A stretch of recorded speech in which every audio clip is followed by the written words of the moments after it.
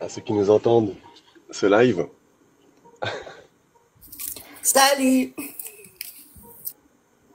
Salut Ouda. Salut tout le monde. Ah, j'ai voulu suivre JB, j'ai voulu montrer ma petite tête en Gondora. Ah ouais, vas-y, En montre-toi. mode traditionnel. Montre-nous tout. Bonjour à toutes et à tous. On va attendre quelques petites minutes. Ah, merci El Palestine Gaza, c'est gentil. Salut entrepreneur de la street. Salut. Bonjour à tous. Vous êtes trop beau, elle a dit. Ouais, t'as vu ça? Ah, c'est pas rien. Attention. Ah ouais, mais attends, elle a pas vu le plus beau, c'est ça le truc. Oui, Ah, oui, non. effectivement. Elle a pas vu notre Adonis. Bah il est là. Il est là, il est en. Ah, c'est JB le plus beau, attention. Ah non. Non, mais il y en a qu'un qui est Ah, notre bah, On va Adonis. dire ça. Il y a des Ah, bah, ça. images qui ont été prises.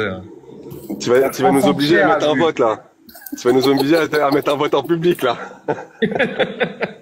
On va matcher. Ah là là. Bon, salut à tous tous ceux qui viennent de nous rejoindre. N'hésitez pas à tapoter, partager. Voilà, vous connaissez TikTok mieux que nous. Donc, Alors, il y a comment dire, l'entrepreneur de la street qui demande à Signal Arnaque de se présenter. Eh bien, bonjour, je m'appelle Signal Arnaque, aussi appelé JB ou la truffe pour les intimes, ou pour les gens du 92.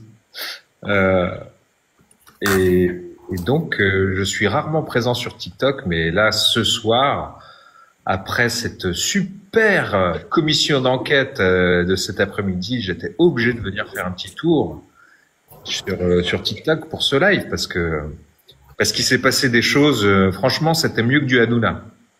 Ah non, mais clairement oui, c'est clair. Et ça va être l'objet donc de notre live de ce soir. C'est les auditions des 5 influenceurs qui ont été reçus aujourd'hui. Si je me trompe pas, il y a Alexis Chance, il y a Adé Laurent, il y a Manon Tanti.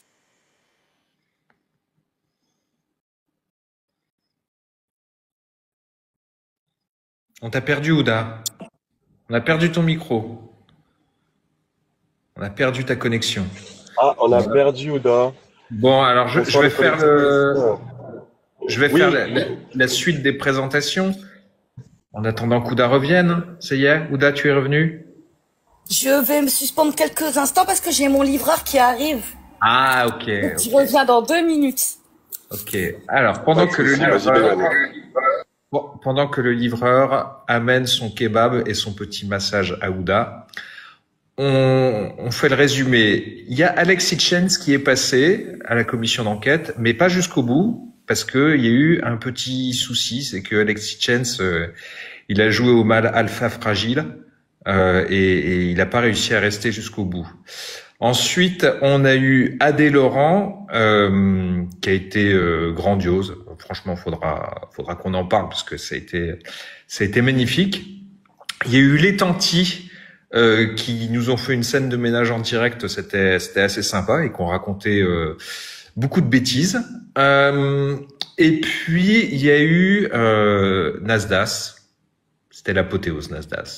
Où fidèle à lui-même, il nous a fait ces petites sessions clash, drama avec les députés. C'était beau.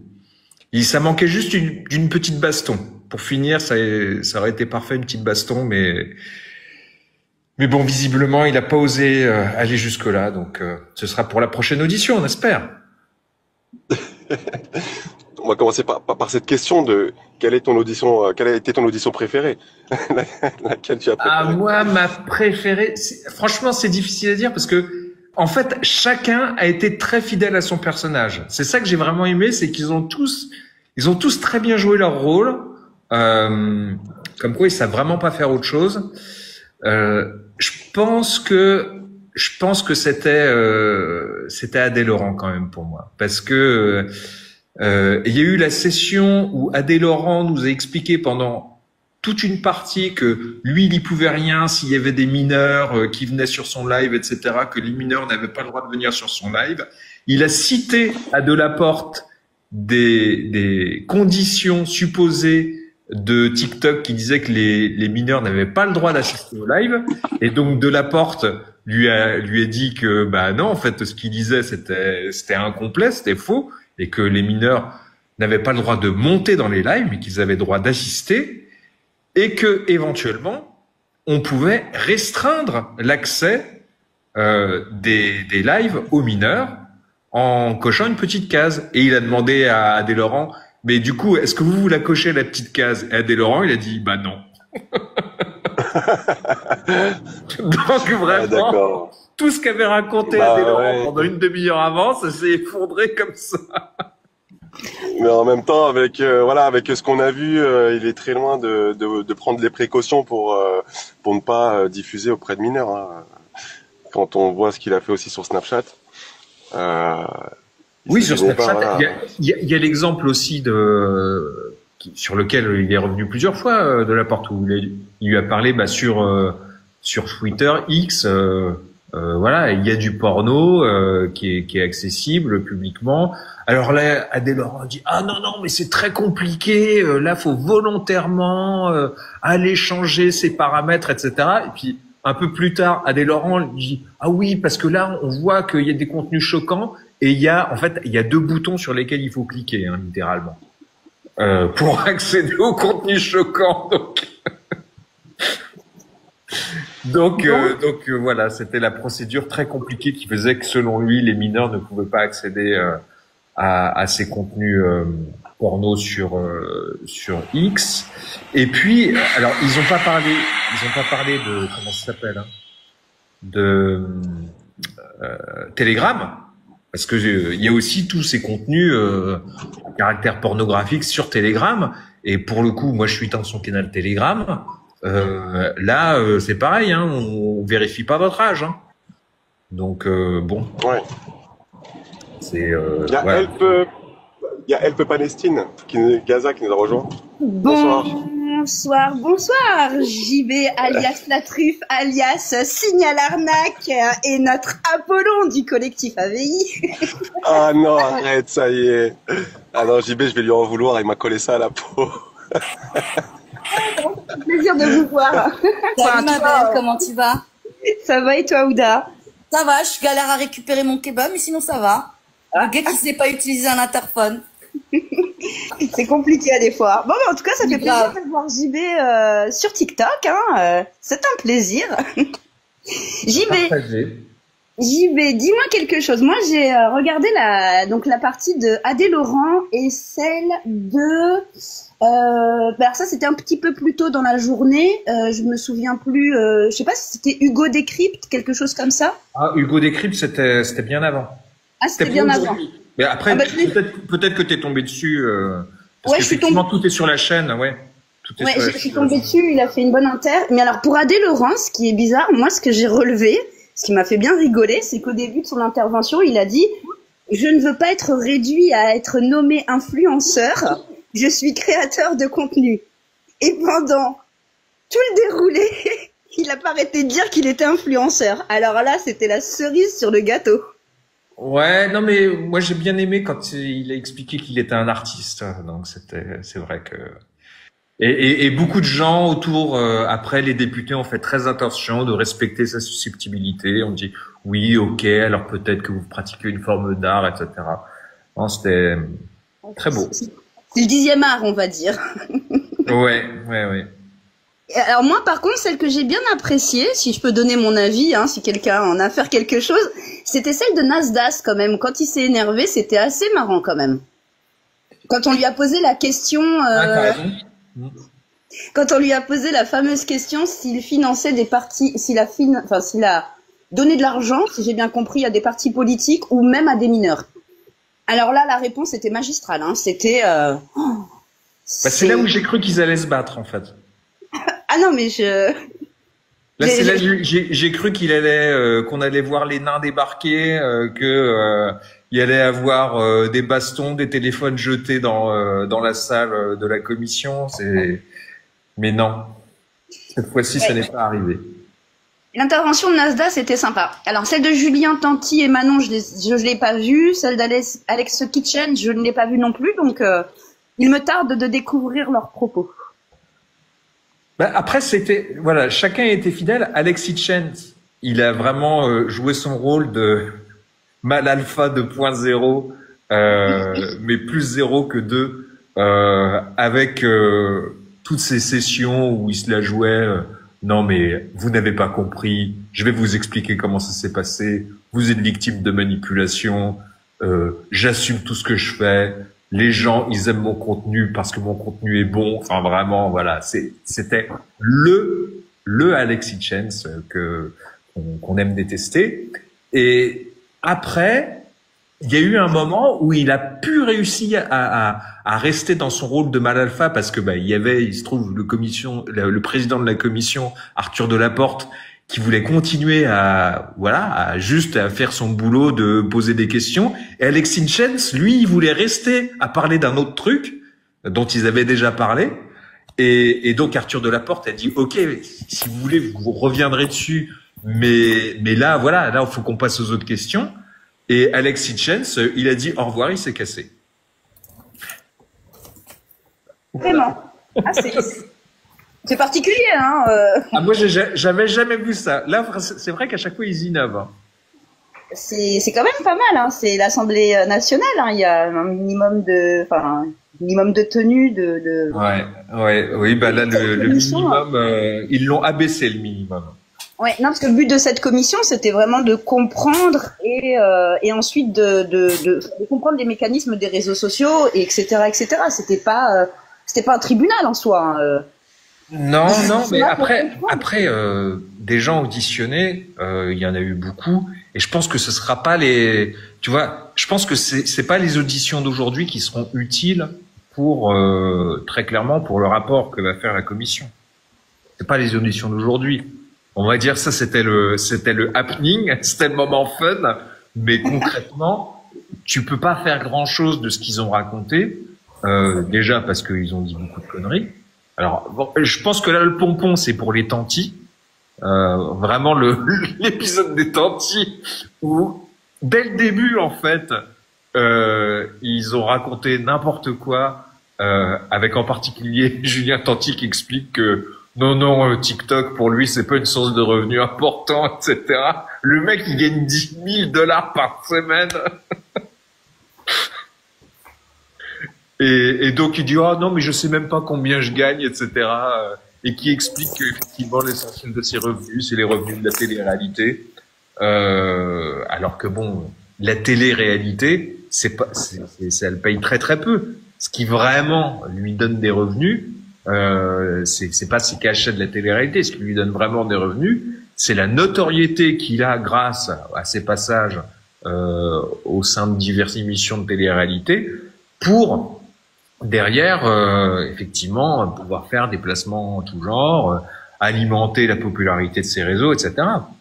Donc c'est vraiment là, ça a été vraiment dans leur cas du mensonge mêlé d'incompétence par moment, parce qu'il y a quand même eu le moment où ils ont expliqué que c'était eux qui respectaient le mieux la loi, et que quand Arthur Delaporte leur a dit non mais là le post de Manon d'il y a 3 jours par exemple, où c'est une collaboration commerciale pour Chine qui est pas annoncée, où il y a ses enfants qui participent, il y a rien qui va, et là les tantis ils répondent ah mais on comprend pas, la DGCCRF elle nous a rien dit là-dessus.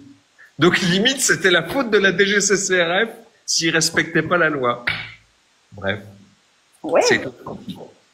C'est une façon de voir les choses, hein, en soi. Oui.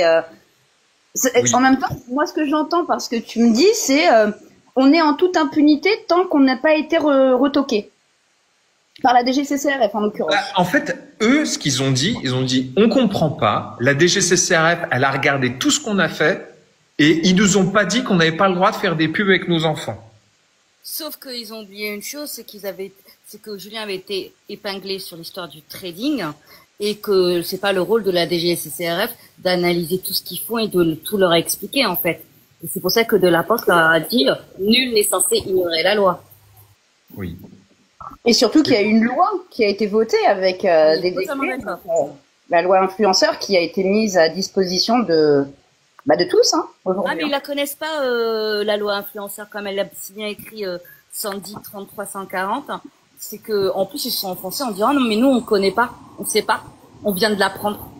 Ah, c'est peut-être parce que le réseau entre la France et Dubaï est peut-être mal passé et que la loi n'est pas arrivée. Alors ils ont dit ça, mais en même temps Manon Tanti a dit que c'était elle qui de toutes les influenceuses respectait le plus la loi. Exactement. Donc elle a réussi.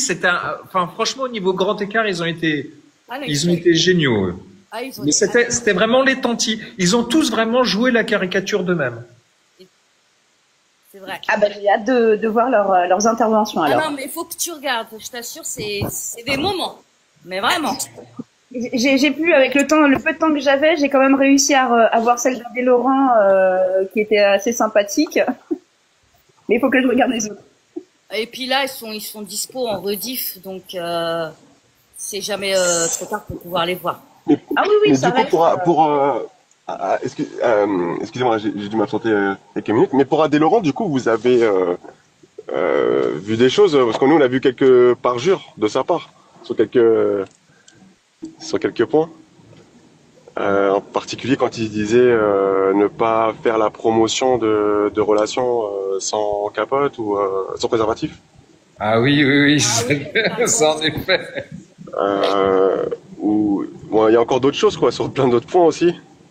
Oui, mais il y a Elena qui a posté effectivement une vidéo là-dessus. Ouais. Elle va pas tarder à nous rejoindre, Elena. Elle va arriver avec un petit peu de retard. Elle pourra nous redire tout ça. En plus, c'est la spécialiste d'Adé Laurent, il me semble. C'est une spécialiste Nasdaq, Adé Laurent, WeScoop aussi, avec You. Oui. C'est pour ça, c'est que Adé Laurent a parlé, il a quand même isolé ses propos, il a isolé en fait son activité à Mime et OnlyFans, où on sait qu'en fait il y a quand même un contrôle, plus ou moins un peu plus difficile au niveau de l'âge, mais il a omis de parler de WeScoop, de la fameuse application qu'il a en collaboration avec d'autres influenceurs, Céline Dadi et d'autres.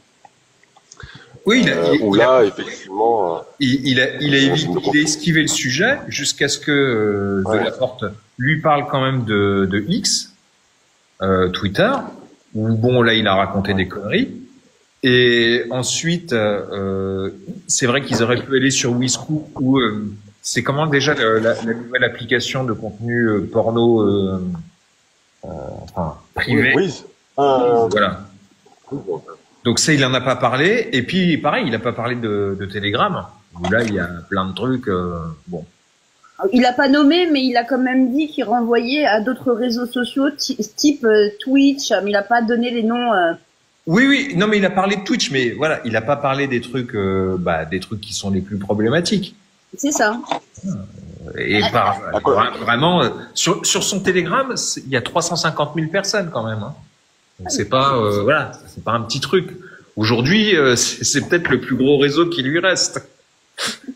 vu que les autres ils se les fait régulièrement dégager.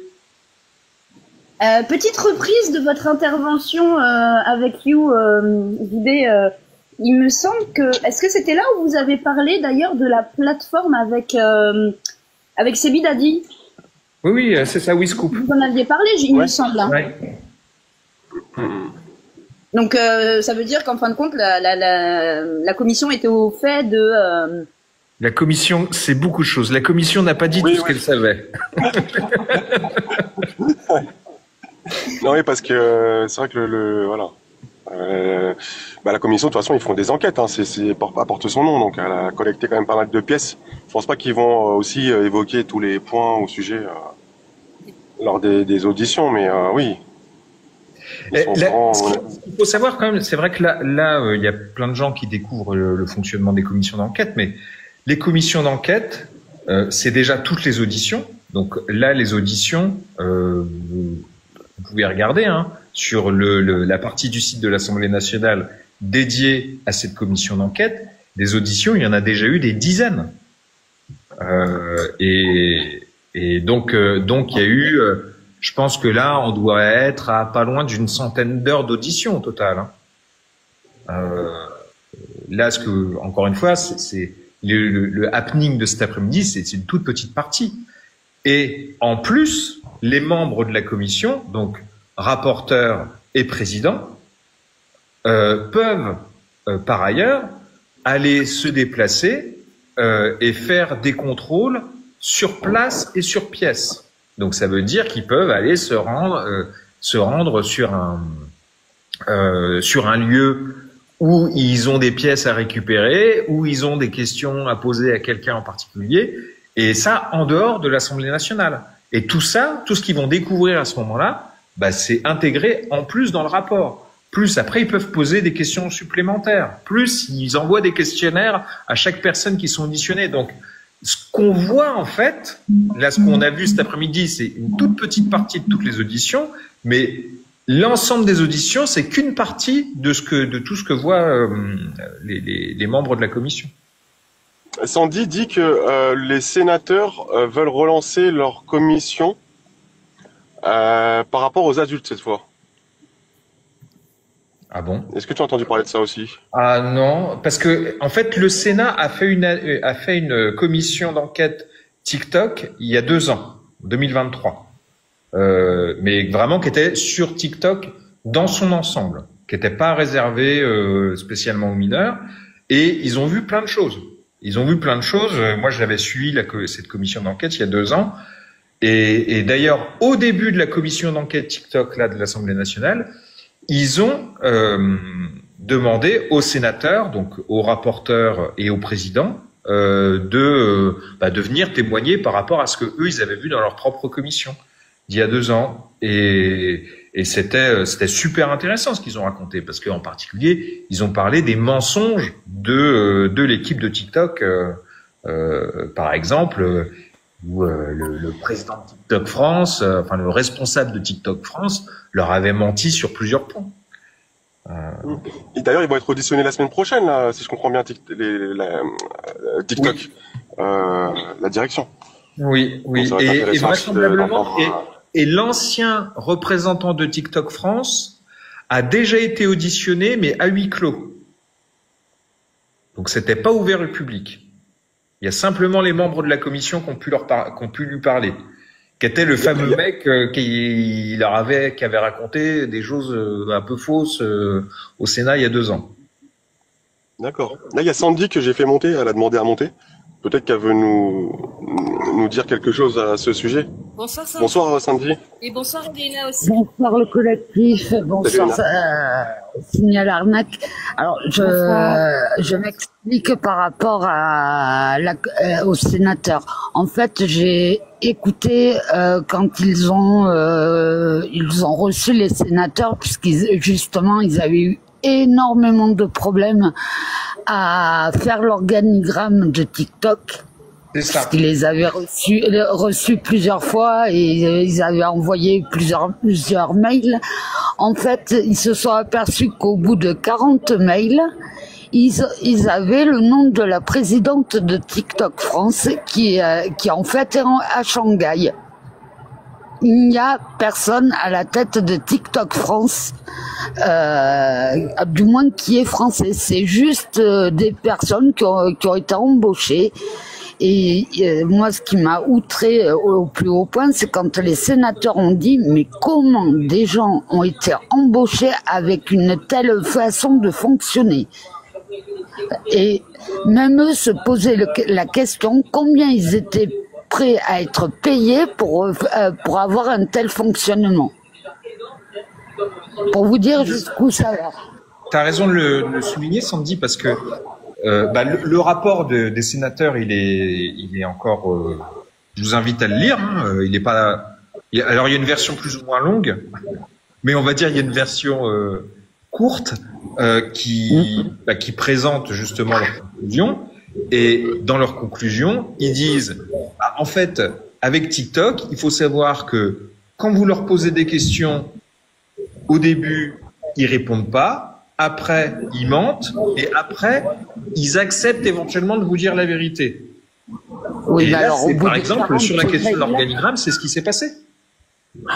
Non, mais c'était affolant. Même moi, j'en revenais pas. Et en fait, les sénateurs, à la fin de leur audition par Monsieur Delaporte, ils ont dit, nous pensons réouvrir la commission du fait de tout ce qui est dit à l'heure actuelle sur le côté des jeunes.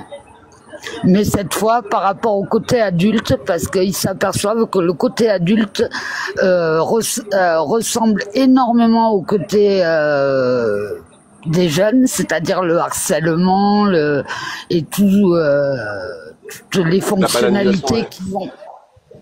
Et ça leur pose un sérieux problème parce que TikTok n'a jamais répondu franchement sur les CGU. Les CGU, ils changent tous les 4 matins. Et en fait, c'est, on va dire, un pare-feu. C'est-à-dire, ils se cachent, mais en fait, vous pouvez signaler n'importe quelle vidéo qui est ignoble, ça passe crème. On vous dit, non, tout va bien. C'est-à-dire que même en commentaire, vous dites ne serait-ce que le mot bisou, ben on vous banne. Par contre, vous envoyez quelqu'un paître avec des gros mots, je vous le dis franchement, je pense que tout le monde en commentaire le dira, ça passe nickel. Donc en fait, sur TikTok, il faut s'insulter pour que ça passe. Mais cette remarque des sénateurs, elle date de quand, là? Elle est toute récente? Alors, moi j'étais tombée dessus, mais vraiment par inadvertance, parce que j'essaye de suivre pas mal d'auditions, parce que je m'étais rapprochée de mon député pour lui signaler les problèmes qu'on avait sur TikTok, qui étaient choquantes, et je lui avais envoyé pas mal de vidéos pour l'alerter. Alors je cache pas, c'est un macroniste, je suis en Gironde, et je pense qu'il s'est rapproché justement de vous cliquez sur commission et vous avez toutes les commissions qui apparaissent, soit vous allez sur YouTube, sur la page Assemblée nationale et vous avez même le Sénat et vous avez accès à toutes les vidéos que ça soit les commissions, que ça soit pendant quand ils sont dans l'hémicycle, vous avez les deux.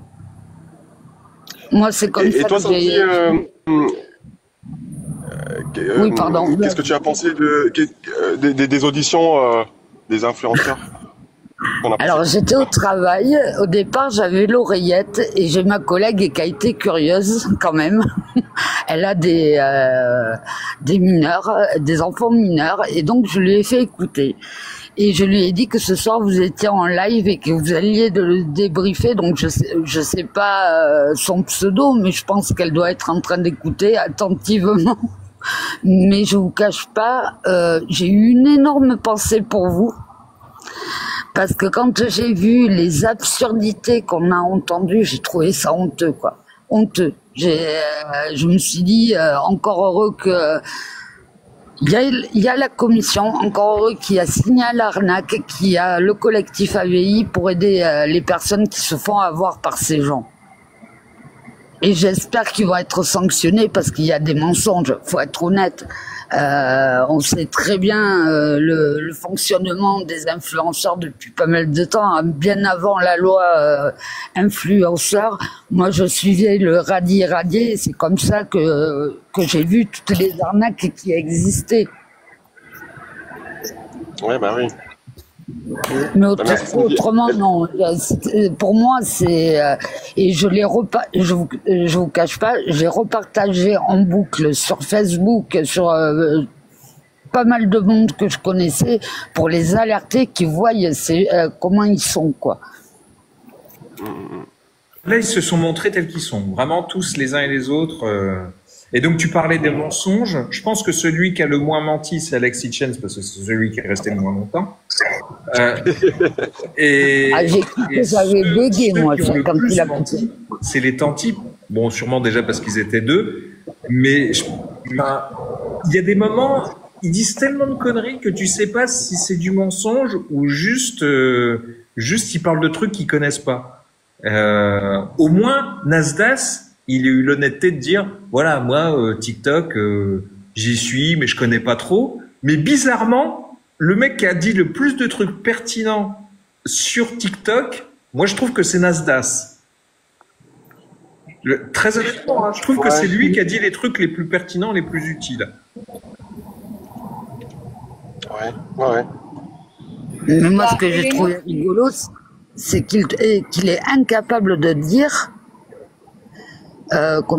combien il gagne, ce qui est quand même sacrément fort, sachant qu'il utilise pas mal de personnes quand même. Donc je pense pas que sur ce qui gagnent ceux qui sont dans cette fameuse ville-là, ils ne touchent rien. Et quand il dit qu'il aide les jeunes, il sait combien il gagne. Sandy, c'était pas le seul par rapport à ses revenus.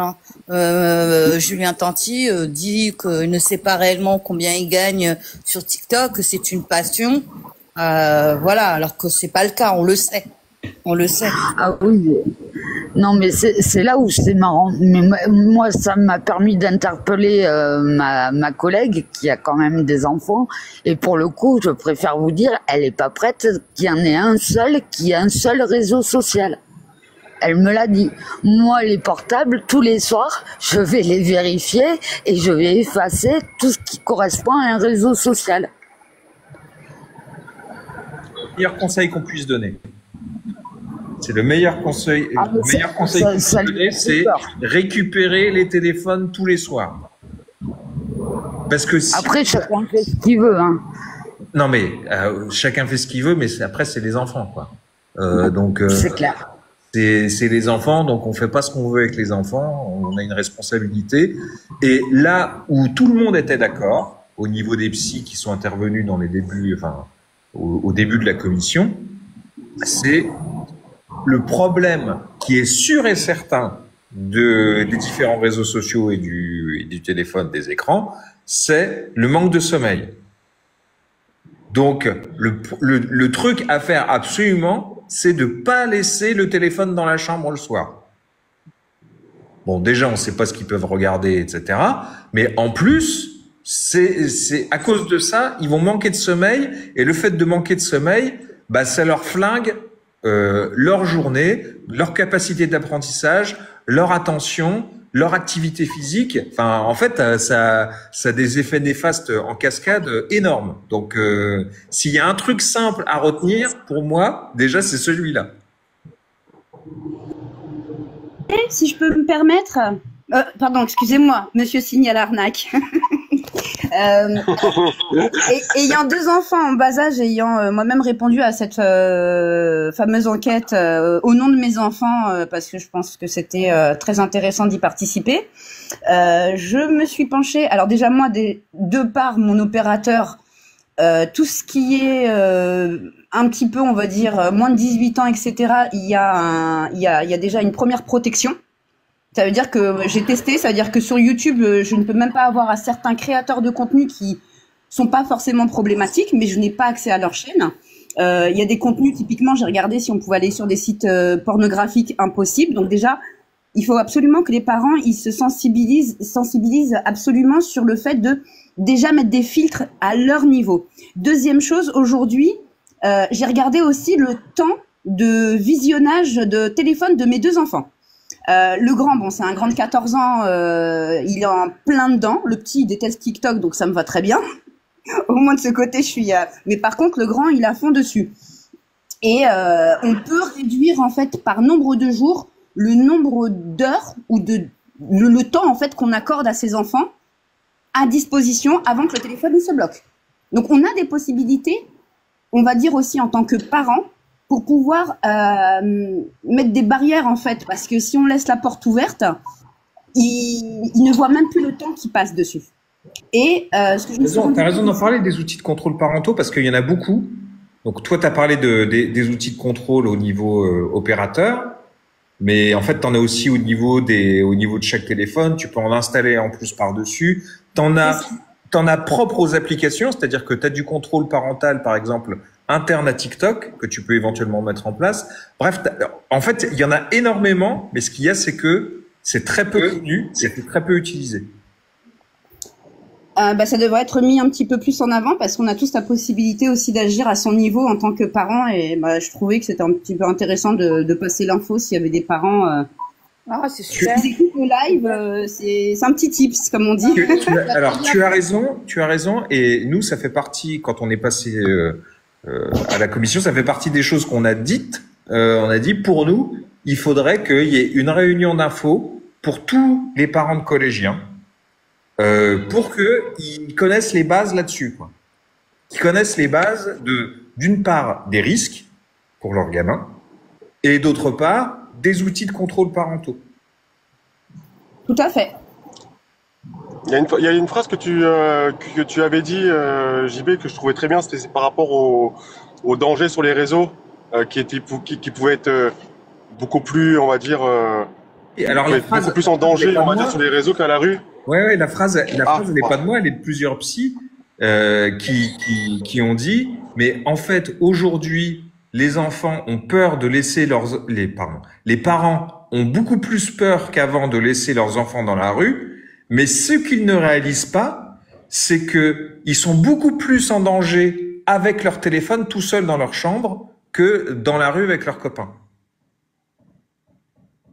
Et c'est exactement ça. Et on peut, je rappelle toujours que avec les réseaux, comme maintenant la majorité en fait des adolescents ont un téléphone, on parle souvent en fait du harcèlement ou du cyberharcèlement, mais surtout le harcèlement scolaire.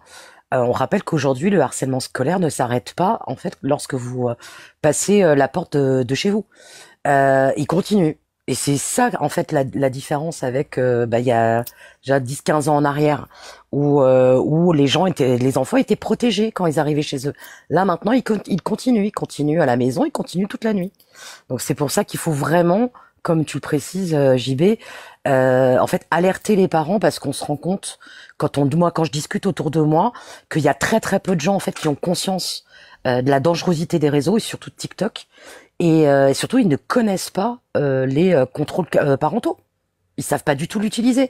Donc, il y a vraiment un travail de prévention et aussi de formation qui devrait être faite à l'école. Et j'ai envie de dire, Elena, qu'ils ne se rendent même pas compte de la dangerosité des réseaux sociaux. Ils ne savent même pas ce que leurs gosses regardent, à quoi ils sont exposés. Non, mais clairement, enfin, je pense qu'il y a une méconnaissance globalement sur le sujet.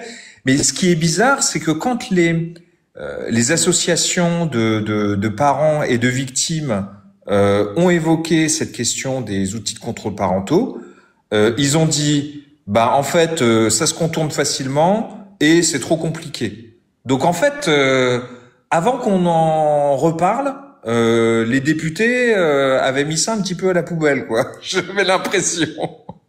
Donc bon, après c'est vrai qu'il y a, on peut toujours émettre ces critiques-là. Hein. C'est vrai que les outils de contrôle parentaux, ça se contourne. C'est vrai que ils sont trop compliqués aujourd'hui à régler pour beaucoup d'entre eux. Donc ça je l'entends, mais bon, on peut déjà quand même faire beaucoup, je pense, et on peut faire beaucoup mieux qu'aujourd'hui. Bien ajouter quelque chose en tant que maman. Encore une fois, hein, je vais prendre cette casquette-là. Quand j'ai eu mon premier, j'ai tout de suite été au fait d'une règle qui disait, alors je vais vous la dire, 9-12. Pas d'écran avant 3 ans, etc., etc. Et ça, c'est une règle. Alors mon grand, il a 14 ans. Cette règle, elle existe depuis au moins 14 ans. Et ça, je l'ai vu passer à la PMI.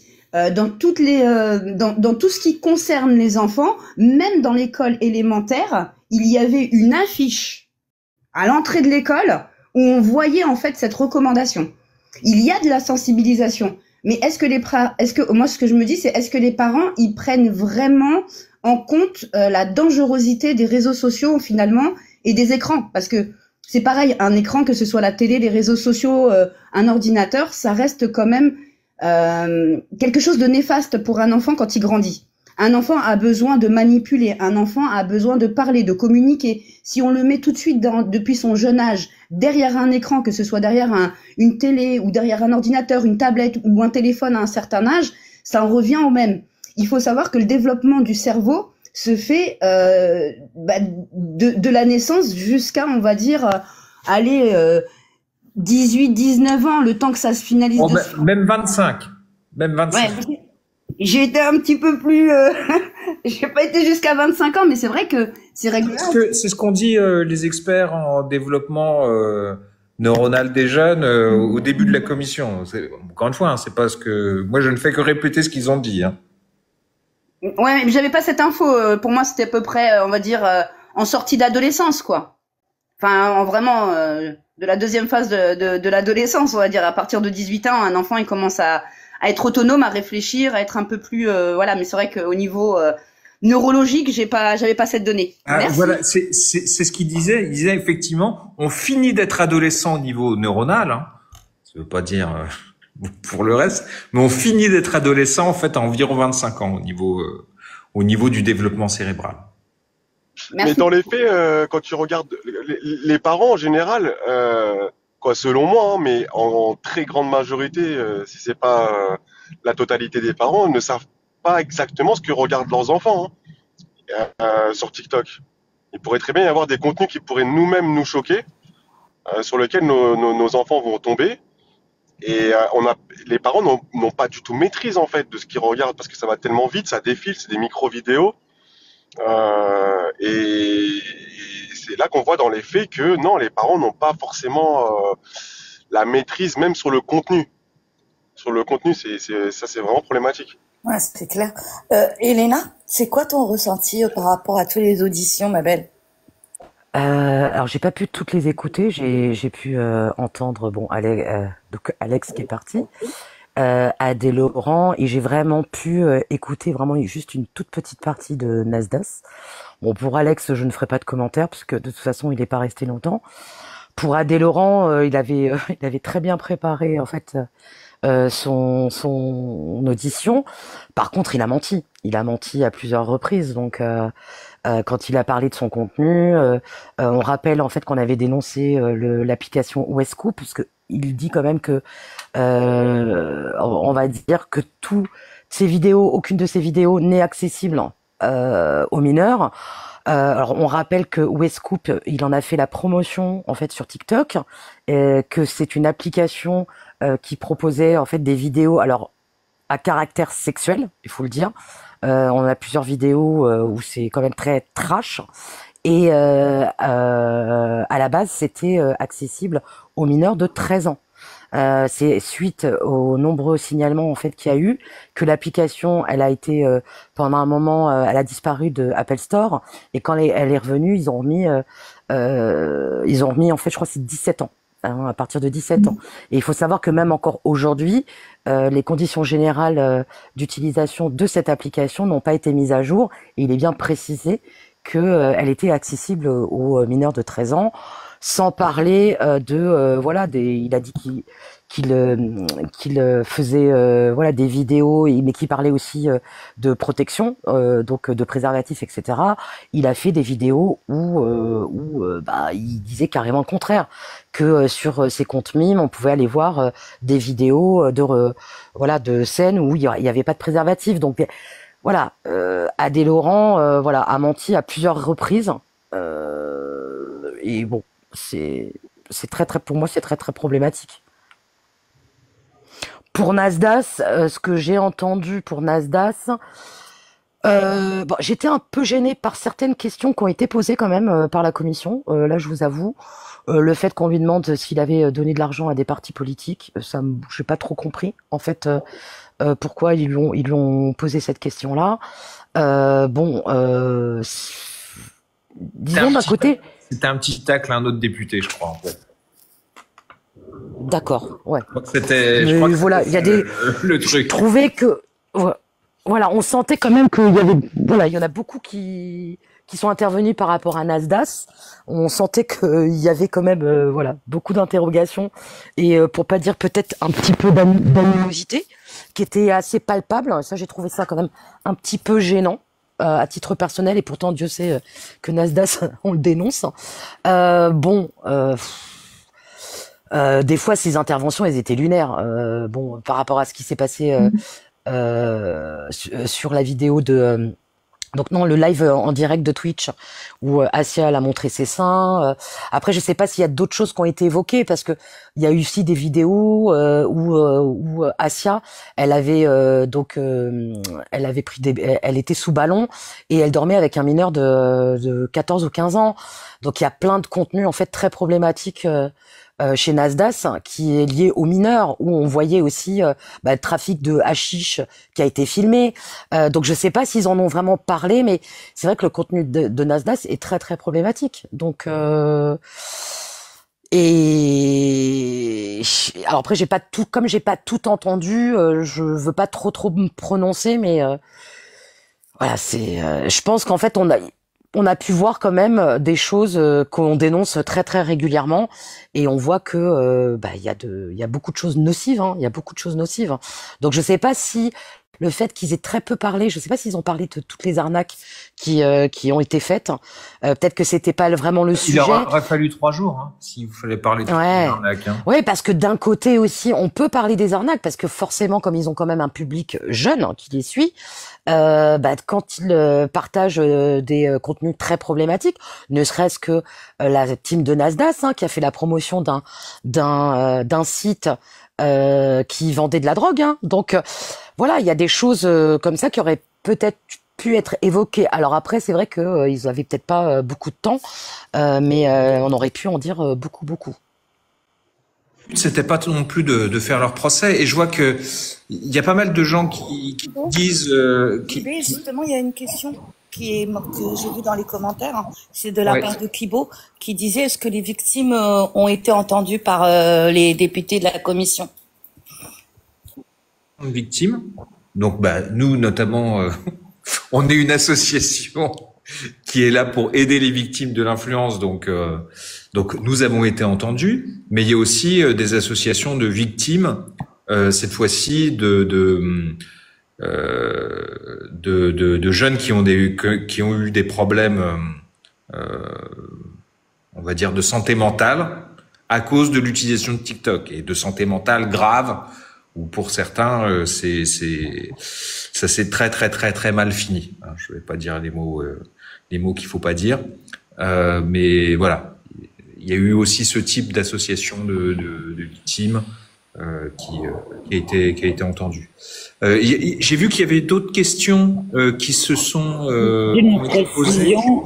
Donc, avant que je redescende, Elena, il y a une députée qui a à un moment donné a énuméré les vidéos de Nasdaq et lui a demandé par 2 fois de répondre est-ce que c'était un simulacre ou si c'était réel.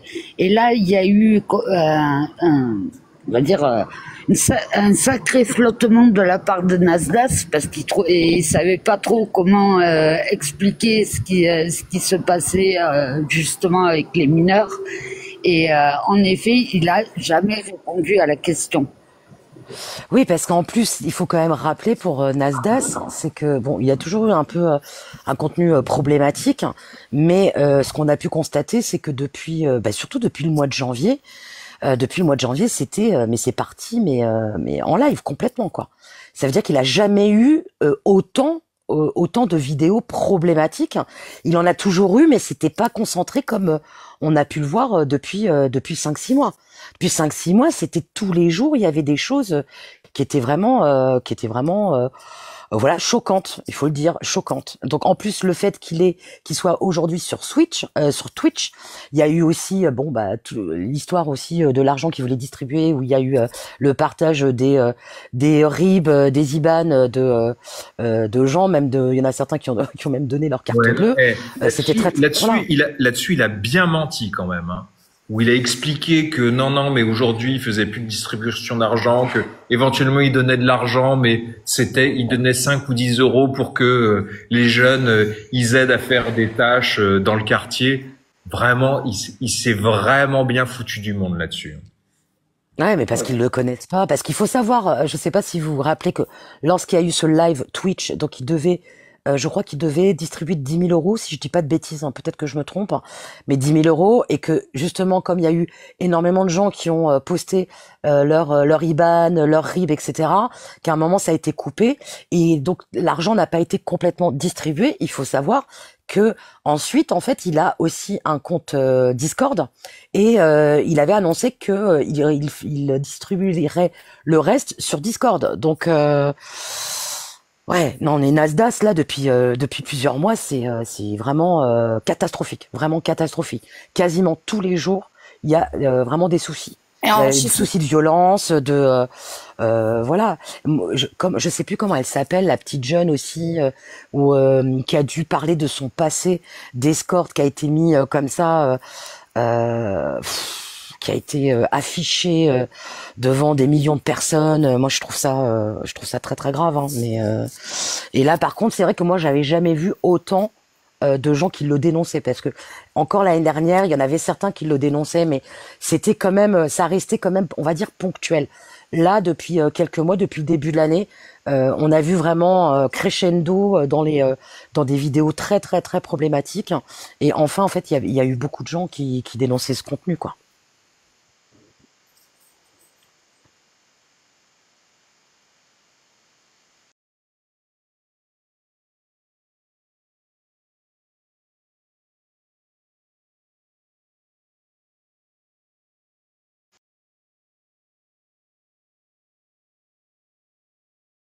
sais pas si tu as vu ce passage-là, Elena.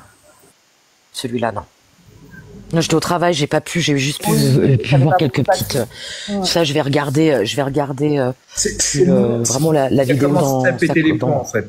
Le début de l'audition de Nasdaq, franchement, je me suis dit, et les dents de Nasdaq, ça va peut-être être le seul qui va passer pour un mec normal parmi tous ceux parmi tous ceux de l'après-midi, parce que jusque-là, ça avait quand même été un peu lunaire. Et à partir du moment où il y a eu cette question-là, il a commencé à partir de travers, Nasdaq.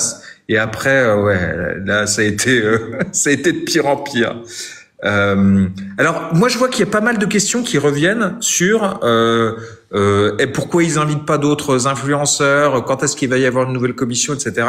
Donc, faut bien dire, là, le but de la commission, c'est de trouver des moyens pour encadrer ce qui se passe sur TikTok, pour faire en sorte que la santé mentale des mineurs ne soit pas endommagée par TikTok et puis par extension par les autres réseaux sociaux.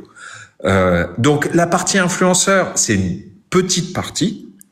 Et en plus, ce qui compte, c'est pas tant d'écouter les influenceurs, parce que très honnêtement, moi j'ai écouté les autres auditions, c'est vraiment pas eux qui ont apporté des trucs intéressants.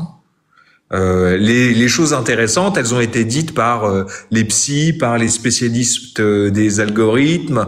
Voilà, elles ont été dites par les gens qui sont des diététiciens, des choses, voilà, qui ont parlé par exemple du skinny talk, par les personnes d'associations qui ont expliqué comment ça se passait pour un certain nombre de victimes qui rentraient dans des spirales négatives, etc. Vraiment, c'est ces commissions-là qu'il faut, ces auditions-là qu'il faut regarder. Donc, la partie influenceur, c'est une petite partie. Et après, le but, c'est pas d'auditionner un maximum d'influenceurs, parce que là, concrètement, le but, c'était pas de se dire tel influenceur, il est bien ou il est pas bien. Ça, c'est aux autorités de le faire. Là, le but, c'était de savoir, en les écoutant, pourquoi ils faisaient tel ou tel contenu, et notamment, comme c'est des gens qui reviennent souvent comme étant des gens qui font du contenu problématique, c'est qu'est-ce qui les amène à faire ce contenu problématique, et pourquoi il y a rien qui les empêche de continuer à faire ce contenu problématique. Bon, voilà. Et je pense qu'il y a eu des réponses qui ont été données un petit peu là-dessus, à travers leurs attitudes des uns et des autres, à travers leurs mensonges aussi. Mais voilà, en soi, les auditions des influenceurs, en tout cas si vous voulez mon avis, c'était marrant, mais c'est pas ça qui va aider les députés à écrire leur rapport, quoi, et à prendre des bonnes décisions par la suite. Mais quelque part, ces auditions-là ont permis aussi de voir un peu leur position à ces influenceurs, comment ils se comportent, qu'est-ce qu'ils ramènent au fil aussi de négatif, hein, et toutes ces situations qui sont récurrentes sur les réseaux sociaux. C'est pas négligeable aussi de voir aussi par leur biais de ces influenceurs problématiques les aspects négatifs des réseaux sociaux. Non, mais t'as raison. Et là, on a pu voir aussi certaines facettes de ces personnalités-là et notamment, notamment tout le côté fake, tout le côté mensonge qu'il y a derrière ces personnalités. Puis le côté aussi irrespect, hein, parce que vraiment, en matière de respect de la société, des politiques, là vraiment, ils ont montré qu'ils étaient au niveau zéro pour un certain nombre d'entre eux. Et après, je vois qu'il y a des gens qui disent qu'il faudrait auditionner des influx voleurs de Dubaï. Les Tantis, ils ont été auditionnés. Hein. Les Tantis sont dans la catégorie influx voleurs. Pour le coup, eux, ils ont été épinglés par la DGCCRF, ils ont été condamnés à payer une amende. Donc ils sont clairement là-dedans, ils sont à Dubaï, voilà, ils ont été. Ça aurait été intéressant. Cette catégorie était représentée. Moi, j'aurais bien voulu qu'ils interrogent Bassem. Je pense que ça aurait été très intéressant. Mais Bassem, il a été épinglé par la ministre. Il est quand même récemment. beaucoup sur TikTok, hein. Il a été cité notamment par les associations qui luttent contre le masculinisme et notamment par la responsable de l'association Stop Ficha. Effectivement, donc Bassem a été cité à peu près au même titre que Alexis Chance à ce moment-là. Mais après, lui, il n'est pas très présent sur TikTok. Il est quand même pas mal présent. Hein. Il est de plus en plus présent même. Il a beaucoup de vidéos, il fait des lives, il fait beaucoup de lives. Hein. Il faut savoir qu'il fait beaucoup de lives, hein, TikTok. Hein. Ouais. Là, depuis quelques mois, il est quand même très présent hein, sur TikTok. Et il a une grosse communauté, parce que j'ai l'impression qu'ils ont vraiment ciblé des influenceurs qui avaient une grosse communauté sur TikTok. Après, sur TikTok, je sais pas combien de personnes il a, parce que par exemple sur Snap, je sais que son Snap, là en ce moment, il saute toutes les semaines. Il en avait un nouveau la semaine dernière, là il en a eu un nouveau encore. Mais je crois qu'il a quand même pas mal de monde. Hein. Mais il fait beaucoup de live, hein. Énormément de live. Donc ça aurait été intéressant en fait. Le critère de la commission, c'est globalement, ils ont envoyé leur questionnaire. Donc il y a plein de gens qui ont répondu au questionnaire de la commission. Et ils ont pris les noms qui revenaient les plus souvent dans les gens cités comme étant problématiques. Donc c'est pour ça qu'il y a eu ces personnes-là qui ont été auditionnées aujourd'hui. Ça avait été exprimé par Adé Laurent par rapport à cette question-là. Et je crois que c'était Arthur Delaporte qui avait répondu d'ailleurs effectivement que c'était suite... Non, c'était peut-être la rapporteuse, je sais plus. Bon, c'est un des deux. Et qui avait dit effectivement que c'était suite en fait à l'enquête qui avait été établie, que c'était les noms qui étaient le plus ressortis et c'est pour ça qu'ils ont été auditionnés. Effectivement. Lui, en fait, ils avaient demandé à l'auditionner, c'était prévu avant même qu'il y ait le truc avec Aurore Berger et que son compte TikTok saute. Hein. C'était. Ouais, là, j'ai vu, il a 200 000 abonnés sur TikTok. Bassem. Chiffré, ouais. Ça commence à chiffrer, en effet. Il a été cité, mais voilà, marginalement seulement pour le moment, Bassem. Mais oui, tu as raison, on n'en parlera jamais assez de Bassem, Elena.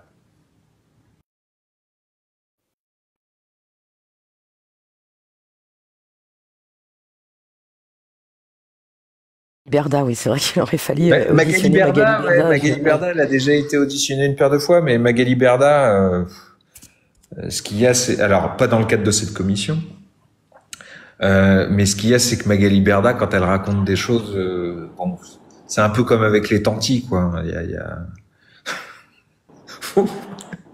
elle est pas sur TikTok, Magali Berda. C'est pas duré au début de la commission, quoi. C'est pas trop son support, Magali, elle faisait pas mal de TikTok, hein. Elle faisait pas mal de live, hein. Des matchs. Oui, et non, tout, mais hein. après, c'était pas non plus des matchs, des gros matchs qui étaient aussi visibles que d'autres, plus gros. Après, c'est vrai que je sais pas comment, en combien de temps. Elle pourrait être auditionnée en tant que responsable d'agence. Bon, même si officiellement L'agence, oui, c'est voilà. son mari. Oui. Même si officiellement c'est son mari, mais voilà. Bon, Oui, tout le monde sait de quoi il retourne. Elle est responsable d'agence. Ils ont pas, d'après ce que j'ai vu, hein, il n'y a pas eu de responsable d'agence auditionné. Faut que je regarde. Moi, j'en ai pas vu pour le moment. Peut-être qu'il y en a qui sont prévus. Mais c'est à ce titre parce que depuis longtemps, hein, elle a des TikTokeuses dans son agence qui voilà avec qui ça marche pas trop mal. Donc c'est vrai que à ce titre, elle aurait pu être auditionnée. Bon, le problème, voilà, c'est encore une fois quand on auditionne Magali Berda, bon, c'est difficile d'avoir des réponses fiables, quoi. Surtout elle répond toujours à côté de la plaque. Elle ne répond jamais aux questions réellement. Elle répond par une autre question ou par d'autres arguments qui n'ont rien à voir avec le sujet. Et c'est de manière très volontaire qu'elle a ce genre de stratégie. Donc pour moi, ça aurait été plutôt une perte de temps. Vu la mauvaise foi, ça aurait été une perte de temps. Qui dit je comprends pas pour AD. Qu'est-ce que tu comprends pas, Angel Art? C'est quoi ta question? Qu'est-ce que tu ne comprends pas avec AD? Tu comprends pas pourquoi il a été auditionné?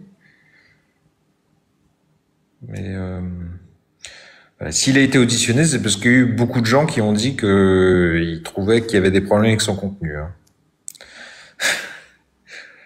Oui. Mais pour en revenir à Alex, ce qui était étonnant, parce que moi je connaissais pas cet influenceur avant, mais ce qui a été dit, c'était que c'est un influenceur qui avait été très large, quoi, qui a été énormément mentionné ou cité par des jeunes collégiens. Cet influenceur. Oui, apparemment que s'il en est ressorti de leurs 30 000 questionnaires qu'ils avaient envoyés, c'est qu'il était nommé par même des enfants de l'école primaire. Son nom était cité. Ouais, c'est quand même inquiétant d'avoir. T'as jamais entendu ces interventions? Ah mais c'est lunaire, hein. C'est.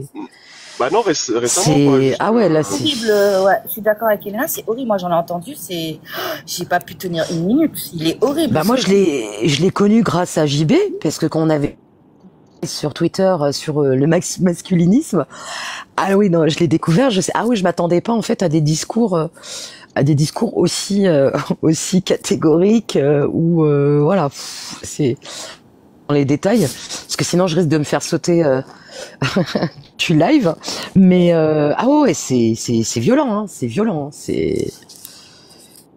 Parce qu'il dit qu'il a déjà été, on va dire, banni de TikTok, donc il a déjà auparavant, on va dire, eu des comportements qui allaient déjà à l'encontre des règles de TikTok. Mais il est encore là. Lui, sa version, c'est de dire ah ben en fait non, il y avait pas de problème, mais beaucoup de gens m'ont signalé. Voilà. C'est oui. un peu la réponse à Deslaurent. Et que la même vidéo, il disait aussi que la même vidéo qui pouvait être en gros bannie sur son compte pouvait ne pas l'être sur d'autres. Ça dépendait, en fait, que c'était plus ou moins aléatoire selon lui. Non mais il sous-entendait. Non mais ça, nous on l'a constaté aussi. C'est-à-dire que le fait que la modération TikTok c'est un peu pifométrique. Oui, ça, nous on le dit aussi, puis il y a plein de gens qui l'ont dit. La modération TikTok, c'est difficile à comprendre, c'est très très erratique, quoi. Donc que Alexis Chen s'est constaté la même chose, ça me choque pas. Par contre, dire que non, il y avait aucun problème avec mon contenu, bon, c'est la version, voilà, c'est la vision des choses Alexis Chen. Je vais pas rentrer dans les détails parce que ça nous emmènerait loin. Alors, Alexis Chen, il vend des formations aussi. Hein. Ouais, bah oui.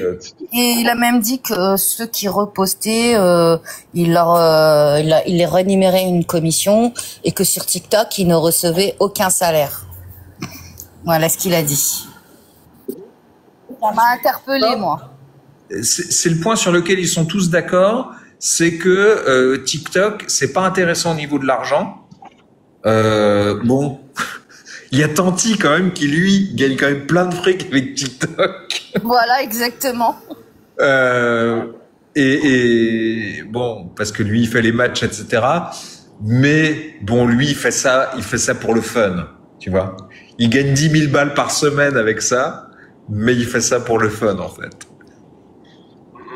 Après, ce qu'a dit Nasdaq, je trouve intéressant, c'était par rapport à son choix de contenu et plus ou moins sa ligne éditoriale, que finalement il faisait aussi, il était un peu à la course aux followers et aux vues, et qu'il était plus, on va dire, parce il a parlé aussi de, bon, entre guillemets, il a un peu retourné le truc en parlant de la santé mentale des influenceurs, mais en disant que finalement, leur morale, il jouait aussi du fait qu'ils aient fait plus ou moins de vues ou qu'ils aient pris plus ou moins de un certain nombre de followers. Tout à fait. Et, tout en faisant abstraction, en fait, finalement, peut-être aux conséquences et à la responsabilité et l'emprise aussi qu'il pourrait avoir sur ses followers. Et il a avancé ça, un certain argument assez original, je trouve, ouais. Le fait qu'ils disent que quand on est dans le délire du nombre de vues, etc., on est sous pression, et on est tellement sous pression que quand on balance, et finalement, on n'a pas le temps de se poser ou de prendre du recul pour réaliser ce qu'on fait réellement. C'est effectivement ça. C'est le fait, ce qu'il laissait entendre aussi, c'était le fait d'aller de plus en plus loin. D'aller de plus en plus loin pour générer de plus en plus de drama, pour générer de plus en plus d'engagement, pour avoir de plus en plus de followers et de rentrer là-dedans. Et c'est vrai qu'il y a eu des moments où il y a eu quelques moments pour moi de vérité avec Nasdaq. C'est pour ça que je dis que pour moi c'est peut-être celui qui a appris le plus de choses sur TikTok par rapport aux autres. Parce qu'il y a eu ces moments-là. Bon, il y a eu les mensonges. Il y a eu les moments où il a pété un câble un peu pour rien, où justement il a essayé de générer du drama. Mais il y a eu quelques moments où, là notamment, j'ai trouvé que c'était vrai. Et puis ce sont des choses que nous on dit aussi par ailleurs sur l'aspect. On rentre dans une mécanique où on va toujours plus loin et où du coup il l'a quand même avoué à demi-mot, ils font du fake parce que voilà, quand la députée là elle lui a reposé 4 fois la question sur est-ce que c'est fake ou est-ce que c'est vrai, il a fini par dire ouais bon ok c'est surjoué. Voilà. Par rapport à la scène oui, par rapport à la scène du téléphone. Par rapport à la scène du téléphone.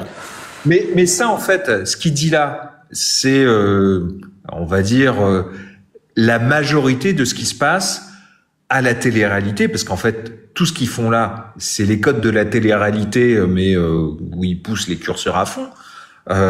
C'est quoi?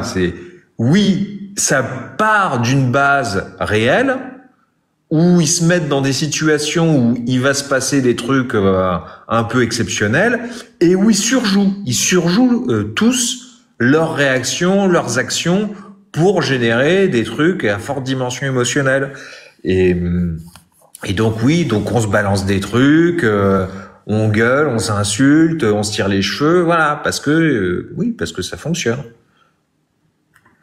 Ouais, ça banalise la violence, quoi. Ludo Hans Sévère. Non, il y en a aucun qui dit toute la vérité. Ça, c'est une certitude. Pour certains, il y a un mélange. Hein. C'est pas dans leur intérêt. Non, mais voilà. Mais par contre, même si aucun ne dit toute la vérité, moi j'ai trouvé que s'il y avait des choses à retirer de toutes ces auditions, c'était effectivement, il y a quelques moments de Nasdaq dont on pouvait retirer des choses. Sinon, il y a Alexis Chance qui est venu faire son Alexis Chance. Il y a Adé Laurent qui est venu jouer sa petite partition d'Adé Laurent que nous on connaît très bien et qui est très très hypocrite. Et donc là, c'était bien qu'ils soient un petit peu remis à sa place quand même. Les Tanti, là, ils ont fait comme d'habitude, ils ont menti du début à la fin. Donc au moins, avec Nasdaq, même s'il a menti aussi, même s'il nous a joué ces grands airs de moi je suis l'homme du quartier, je fais tout pour mon quartier, pour moi tout ça, j'ai été dépassé par les événements, ça a été très dur pour moi, j'arrête les réseaux. Bon, ça en fait, je sais pas si tu te souviens, Elena, mais moi il y a des moments de cette commission où j'ai eu l'impression de me retrouver face à lui. Quand on l'avait interviewé, où c'était la même comédie, voilà, très clairement. Il y a des moments de comédie dans ce que raconte Nasdaq, mais il y a quelques moments de vérité aussi, d'après moi.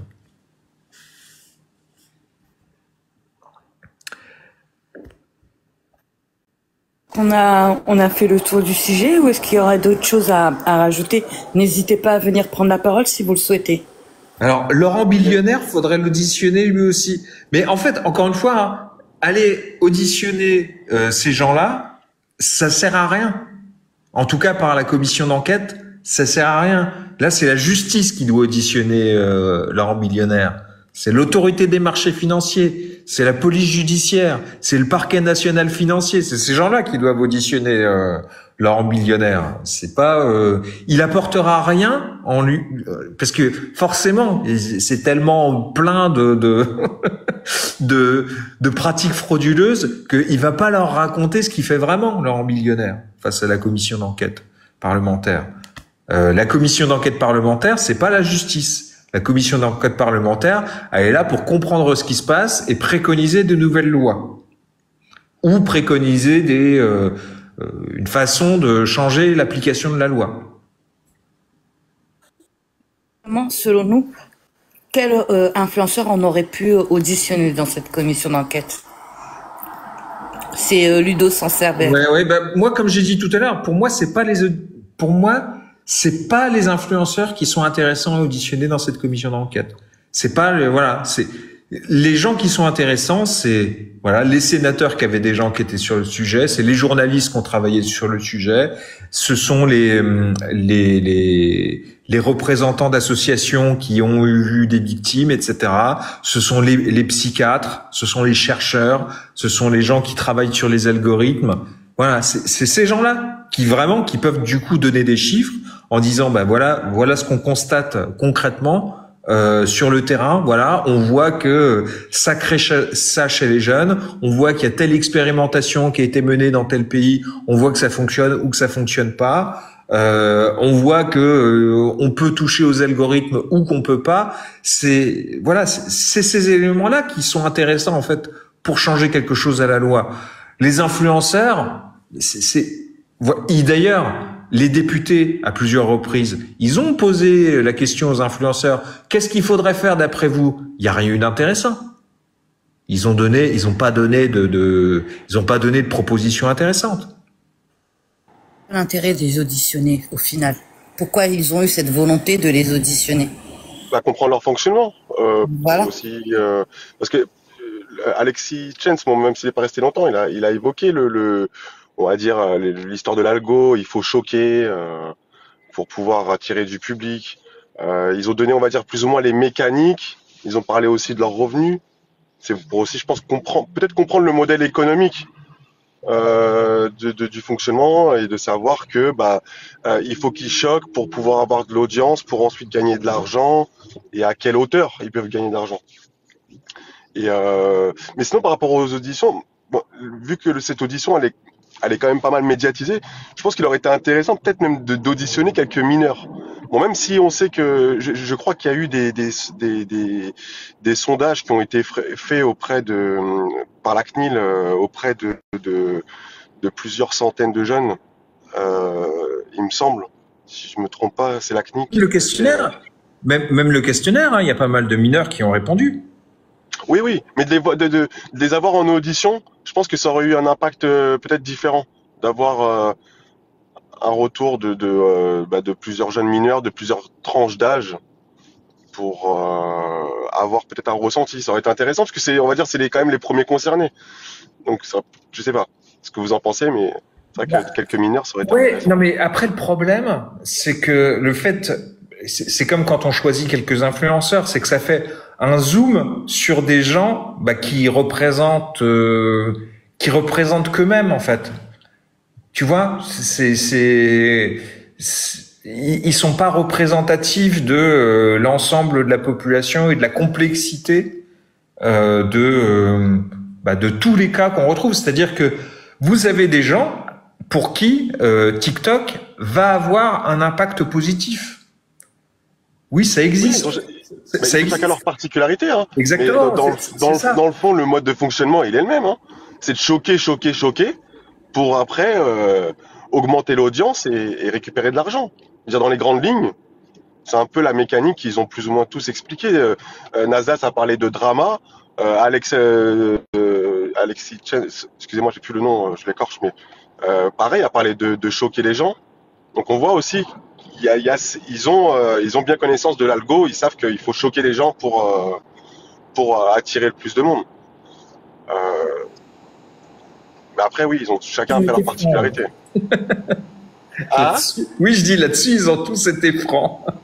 Ouais. À part les tantis, mais bon, les tantis, ils ont du mal avec le concept de vérité, mais. C'est vrai que les tantis, ils ont. Mais il y a aussi un autre propos là de Alexis Chen, c'est ça? Alexis Chen, on dit. Qui m'avait interpellé, c'était quand il disait histoire de poutre. Quand on dit comment on appelle ça? Attention à ce que tu dis, parce que justement. Non, mais justement. Ah, c'est un mot interdit? Excuse-moi. Parce que il peut dire poutrer pour ne pas utiliser une expression qui fait que sinon ton live peut sauter. C'est ça. Et il a utilisé un autre mot pour qualifier un peu, on va dire, le fait qu'il mesure certains propos. Je sais plus qu'est-ce qu'il a dit. Pour euphémiser, ouais. Dis-le. Je dis pour euphémiser un peu ce qu'il dit, pour minimiser, pour atténuer, adoucir. voilà, c'est ça, pour non, c'est adoucir, c'est ça, voilà, pour adoucir mes propos, parce que d'habitude ils sont beaucoup plus peut-être tranchants, donc il y a ça aussi, c'est-à-dire que sur TikTok il essaye de donner des codes, il disait PUTES, même en pleine commission, en pensant qu'il allait être banni du live, et mais oui, c'était, on va dire, c'était, ça m'a interpellé de se dire que le gars, en fait, au final, sur TikTok, il se maîtrise un peu plus sur certains mots où il utilise des moyens de contourner, en fait, la modération, finalement. Il le dit clairement. Ça, tout le monde le fait. Et malheureusement, j'allais dire, c'est normal, parce que on est obligé de le faire. Même nous, on est obligé de le faire parce que la mécanique de modération sur TikTok, et pas que sur TikTok, parce que ça arrive aussi sur YouTube, fait que, oui, on est obligé de détourner certains mots, parce que sinon, soit t'as ton live qui saute, soit t'as une vidéo qui est démonétisée, etc. Donc, oui, ça a été c'est une habitude qui a été prise de parler par code pour certains mots, voilà, quand on parle de choses un peu violentes ou quand ça touche à l'intimité, on parle avec des termes détournés. Donc il y a un certain nombre de codes qui fonctionnent aujourd'hui pour ça. Alors moi, j'aimerais bien ajouter un petit propos par rapport à ce que vous avez dit concernant le fait d'auditionner des influenceurs ou des créateurs de contenu, comme a si bien dit Adé Laurent, pour pas être juste relégué à l'influenceur. C'est un artiste. Ah, c'est un artiste. Moi, je pense que c'est assez intéressant d'inviter finalement ces personnes parce que elles sont à l'origine des contenus. On est bien d'accord. C'est des personnes qui ont été quand même propulsés dans un nouveau métier, dans une nouvelle, dans tout l'engouement de la télé-réalité, de la nouvelle technologie, d'Internet, les réseaux sociaux, ils ont été aussi happés. Alors, je vais pas je vais pas non plus être sympathique par rapport au contenu qu'ils font, bien évidemment, parce que ça reste problématique. Mais ce que je veux dire, c'est que la loi influenceur a été mise en place. Et il y a eu pas mal de choses qui ont été faites. Mais à aucun moment, en fait, on est parti toquer à leur porte en leur disant « Hey, les cocos, vous avez une responsabilité. » Et quand on voit quand même l'effet de l'annonce de ces auditions, pardon, je cherchais le mot, de ces auditions, ça a quand même été à un moment donné mis en avant par ses propres influenceurs, typiquement Adé Laurent qui disait j'ai pas été au courant, j'en ai parlé effectivement sur internet, etc., etc. Donc il y a eu quand même un effet boule de neige. Je pense que ça va quand même avoir un impact sur les influenceurs ou les créateurs de contenu ou les artistes comme on veut les appeler, et de se dire ah là les gars, c'est plus juste on fait comme on veut, personne nous retoque, on nous dit rien, bon de temps en temps il y a des sanctions mais c'est pas ouf. Là maintenant on est quand même convié à l'Assemblée nationale, on nous pose on nous pose des questions, on a fait des enquêtes sur nous. Je pense que ça va quand même avoir un effet boule de neige sur ces gens-là, hein, sur ces influenceurs. Je suppose, hein, mais ça va quand même avoir un impact sur eux, je suppose. Après, bien sûr, la fin. Moi, j'ai des après doutes. la fin de l'émission. Enfin, je sais Moi, pas j'ai si des doutes. Moi aussi, j'ai des doutes.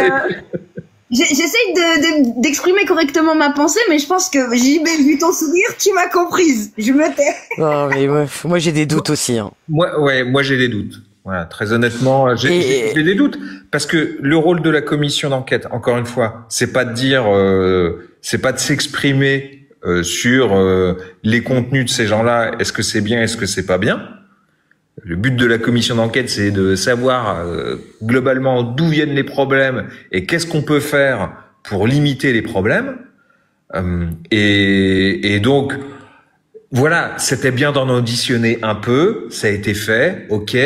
Mais moi, ce que je dis, c'est pas eux qui vont donner le matériel le plus intéressant pour pouvoir faire des propositions, pour faire des nouvelles lois ou pour mieux faire appliquer les lois existantes. C'est pas en les auditionnant eux qu'on va avoir le matériau le plus intéressant selon moi. Elle peut Palestine. Moi, j'ai envie de te dire, ça ne marchera pas parce que quand il y a eu la loi influenceur, les tout premiers mois, il y avait une accalmie, ils avaient un peu peur, mais après, rebelote, c'est reparti. C'est-à-dire que peut-être que sur le moment, à l'instant T, ça va peut-être les faire réagir, même leur faire peur, mais d'ici même pas 3 mois, ils retombent dans leur travers. Tu vois ce que je veux dire? Et puis, c'est ça que franchement. Est-ce que le fait que cette commission ait invité en fait des influenceurs, est-ce que ça va pas avoir un effet effectivement comme quand il y a eu la loi influenceur où ils vont se dire oh là on calme le jeu, on va arrêter, peut-être sur du long terme ou peut-être pas. Franchement, il y a une chose qui va sauter encore une fois aux yeux, c'est vous avez vu que cette loi influenceur, ils ne la connaissent toujours pas. Pourtant, Dieu sait, quand on en a parlé, que ça avait fait du bruit, que toutes les agences disaient ah mais on n'était pas au courant, donc maintenant on va se tenir au courant. Ça prouve encore une fois, c'est où ils en ont rien à battre, ce qui est pour moi sûrement la réponse juste, ou c'est parce que ils sont encore une fois très mal entourés. Pourtant ils disent qu'ils ont des avocats, des juristes. Voilà, c'est toujours pareil, c'est que il va y avoir là on parle, il y a Ludo Sens Sévère qui dit est-ce qu'il va y avoir des nouvelles lois? Peut-être qu'il va y avoir des nouvelles lois, peut-être qu'il va y avoir des décisions par rapport à la modération sur TikTok. Le problème, en fait, en France, ce n'est pas les lois. Parce que des lois existent, c'est l'application des lois. Parce qu'il y a beaucoup de choses, en fait, qui sont faites aujourd'hui. Il y a des lois qui permettent, en fait, de les sanctionner et il n'y a pas de sanction. En fait, le souci, c'est pas tant les lois, c'est l'application des lois. C'est clairement ça. Hein. Très, très bien parlé, Elena. Il faut qu'il y ait des systèmes de dissuasion très forts et ce n'est pas le cas. Parce que de toute façon, lorsqu'il y a une promulgation d'une loi, derrière, c'est l'interprétation des tribunaux. Et qui dit tribunaux, ça veut dire une plainte. Et qui dit dépôt d'une plainte, c'est une machine judiciaire qui met énormément de temps à se mettre en place pour qu'ensuite ce soit classé ou pas classé. Si c'est pas classé, c'est des magistrats qui interpréteront et qui donneront le ton à la loi. Mais l'idéal, ce serait des sanctions immédiates, comme des suspensions temporaires de compte, là où ça fait mal, ça touchera leur argent. Et ça, clairement, je pense pas qu'on y arrivera un jour. Quoi, à mon avis, pas tout de suite. On y est arrivé pour Adé Laurent. Pour Adé Laurent, oui, mais parce que c'était la rapporteuse de la commission qui l'a fait. Mais nous, ah non, elle a rien à voir avec la commission. Hein. Aurore Berger, rien à voir avec la commission. Comment elle s'appelle? Oui, Aurore Berger, c'est vrai. C'est elle qui avait fait le signalement. Elle a rien à voir. Mais nous, en tant que personnes lambda, associations qui avons, je ne sais combien de fois signalé avec des éléments probants, il y a eu 0 réaction de plateforme. Et c'est ça le souci aujourd'hui. C'est la responsabilité des plateformes. Si c'est pas un politique, les plateformes, ils en ont rien à foutre. Et leur politique de modération, elle est... Alors, si c'est pas un politique, ou si c'est pas un signaleur de confiance. Parce que là aussi, quand même, sur les gens qui sont signaleurs de confiance, ils ont...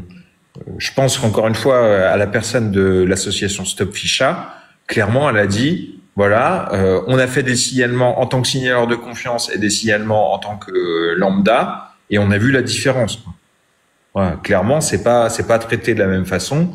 Donc mais là, peut-être qu'il va y avoir vraiment une différence là-dessus. Ouais, mais le problème, c'est que les réseaux sociaux, c'est plus qu'un océan. Et le problème, c'est qu'il faut des réactions immédiates. Et on en voit qui sont là depuis des années et des années, qui continuent de manière impunément. Hein. Et c'est pas normal. À un moment donné, ce n'est pas normal. Et c'est là où le législateur n'a pas mis les moyens et des modes d'organisation en place suffisamment coercitifs et suffisamment réactionnaires dans le temps pour éviter de potentielles victimes, pour éviter de nombreuses victimes et des situations que nous on a connues à travers le biais de plusieurs témoignages de victimes.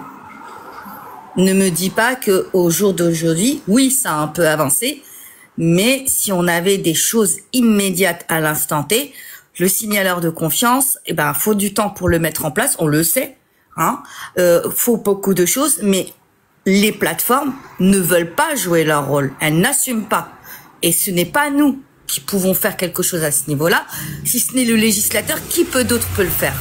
Sachant qu'en plus, à la DGCRF, il n'y a pas assez de moyens. Et que quand la DGCRF bouge les lignes, elle ne met pas au centre de ses préoccupations les victimes, comme le dit toujours si bien Elena.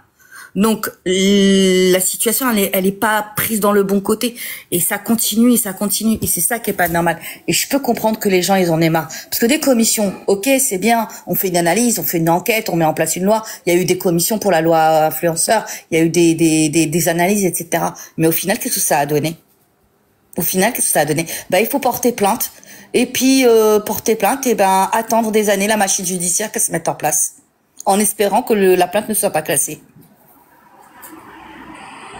Oui, mais bon, voilà, le mécanisme des signaleurs de confiance, il est tout jeune.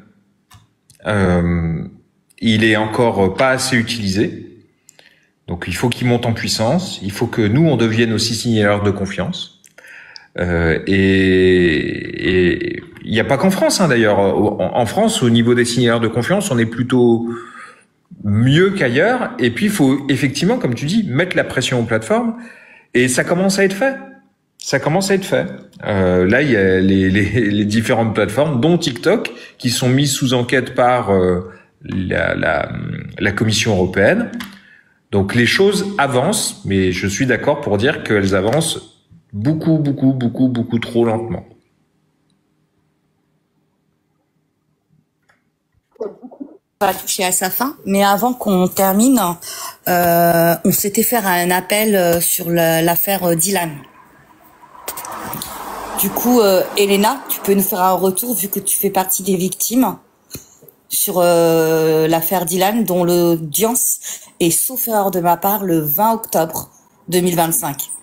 Oui, tout à fait. En fait, on rappelle donc une plainte a été déposée contre l'association pour nos enfants, dont Dylan Thierry était donc le président, et suite donc au voyage humanitaire qui avait été fait à Madagascar, il y a eu 3 cagnottes sur Cotisop, et il y a des soupçons en fait donc d'abus abus de fait n'importe quoi. En fait, qu'il aurait utilisé l'argent à titre personnel. Donc, oui. Et donc, il y a une enquête qui a été ouverte, et il y a donc un procès qui est prévu le 20 octobre à 13h30 à Paris. Et il faudrait en fait s'il y a des donateurs qui se sont sentis lésés, c'est très important en fait de vous rapprocher du collectif, hein, pour rejoindre en fait les plaintes qui ont été déposées et se constituer partie civile, parce que plus il y a de plaignants, mieux c'est, hein, pour cette affaire, parce que en plus il faut savoir que là nous avons eu accès en tant que plaignants au rapport d'enquête. Donc on a eu des éléments. Donc là aujourd'hui on peut pas vous partager parce que c'est important de garder ces éléments. On va travailler sur ce dossier bien sûr avec notre avocat. Mais il faudrait vraiment qu'il y ait un maximum en fait de donateurs qui rejoignent cette plainte et qui se constituent partie civile. Ça c'est vraiment très important parce que plus il y a de plaignants, mieux c'est. Donc moi ce que je vous conseille c'est de diffuser l'information. On va faire des appels donc à donateurs et de vous rapprocher donc du collectif. Je rappelle le site du collectif, c'est www.collectifavi.com. Vous pouvez déposer donc votre dossier sur le site, ou vous rapprochez de nous par mail.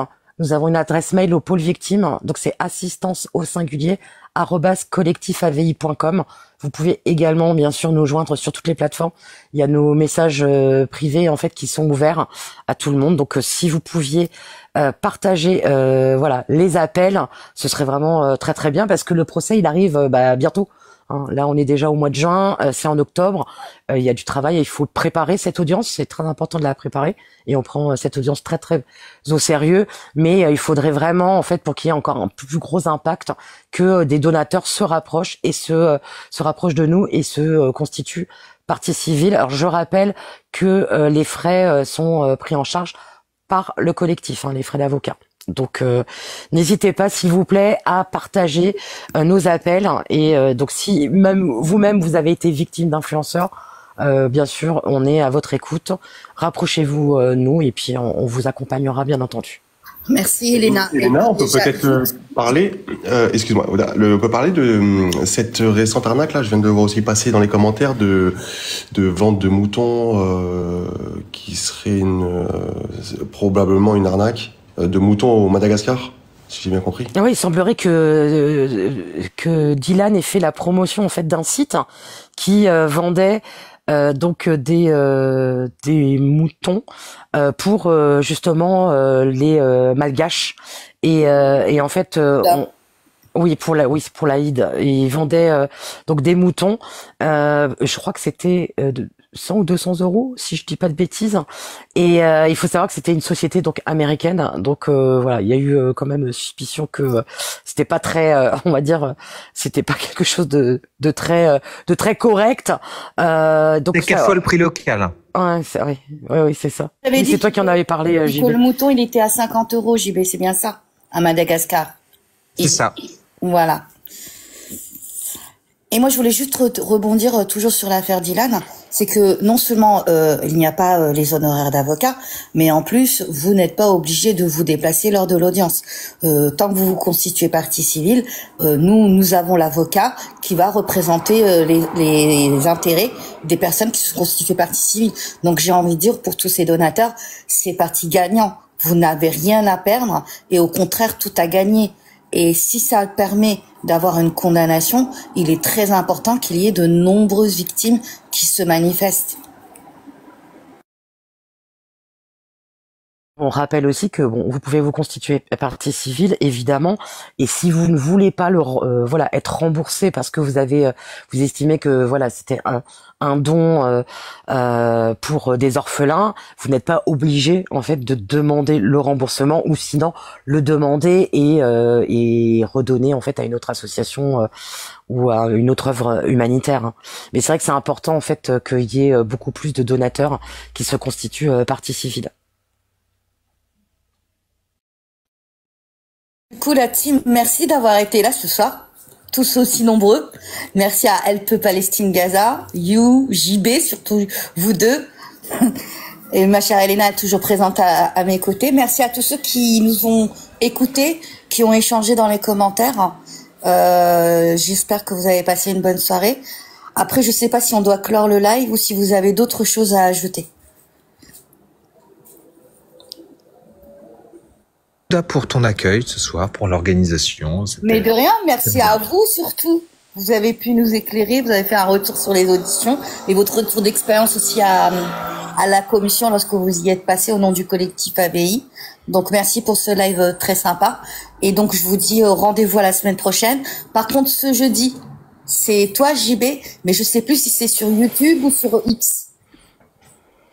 Cette semaine. Donc, alors rendez-vous la semaine prochaine pour le prochain live TikTok.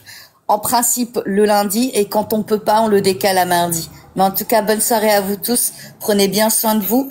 Et merci d'avance pour le partage de nos appels à victimes, notamment sur l'affaire Dylan. Gros bisous tout le monde, bonne soirée. Merci beaucoup tout le monde. Merci de votre présence. N'hésitez pas si vous avez des questions à nous contacter. Nous avons donc nos DM qui sont ouverts. Nous sommes joignables sur toutes les plateformes. Et bien sûr, je rappelle le site du collectif www.collectifavi.com et le mail du pôle victime. Je vous rappelle en fait qu'il y a une garantie en fait bien sûr que vos données soient absolument confidentielles.